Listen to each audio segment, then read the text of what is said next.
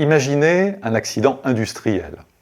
Dans ce contexte, on cherche alors les décisions, les coupables, puis on les sanctionne.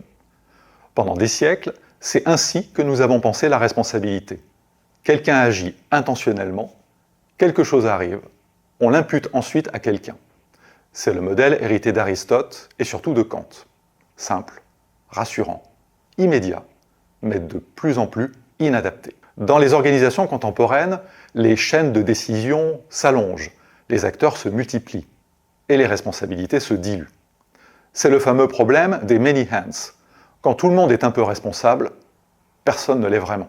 Avec le numérique, ce problème s'aggrave et change de nature. Une vidéo TikTok postée par un adolescent peut, des mois plus tard après sa première diffusion, être reprise hors contexte, être amplifiée par l'algorithme de recommandation et exposer son auteur à une mise en cause qu'il n'a jamais anticipée. L'action et ses conséquences ne partagent plus le même espace ni le même temps. L'IA va encore plus loin. Un algorithme de prédiction de la criminalité, entraîné sur des données historiques biaisées, va produire des faits qui renforcent les biais qu'il est censé mesurer. Alors, qui est responsable? Le développeur, l'organisation qui l'a déployé, l'algorithme lui-même? La frontière se brouille. Le problème, c'est que finalement, nos approches conceptuelles, éthiques et juridiques restent ancrées dans le vieux modèle kantien. Celui-ci repose sur 3 postulats. Un monde linéaire, où les causes produisent des effets directs, un temps unique, une contemporanéité partagée par l'acteur et ses conséquences, et une action humaine intentionnelle au centre de tout. Or, le numérique pulvérise ces 3 postulats.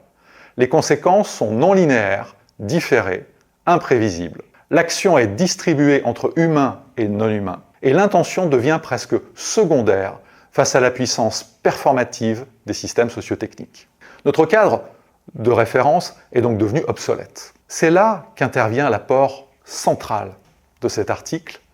Inspiré du philosophe Paul Ricoeur, nous pensons la responsabilité non plus comme un état attribué après coup, mais comme un processus continu de responsabilisation. Dans cette perspective, la responsabilité est un événement en perpétuel devenir.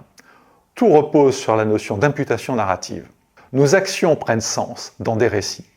Ces récits, construits de plus en plus par les plateformes, les algorithmes, l'IA, nous assignent des rôles et donc des responsabilités, le plus souvent à notre insu. Ils constituent également l'espace des traces, loin d'être neutres, permettant d'attribuer les responsabilités. Mais ces récits peuvent être aussi refigurés par nous-mêmes, individuellement ou collectivement, afin de prendre en charge l'avenir autrement. Ce modèle alternatif ouvre 3 dimensions. L'attribution causale, qui a fait quoi? La responsabilité relationnelle, qui suis-je dans ce système qui m'enrôle? Et surtout, la responsabilité narrative. Quelle histoire est-ce que je veux écrire pour moi et pour les autres?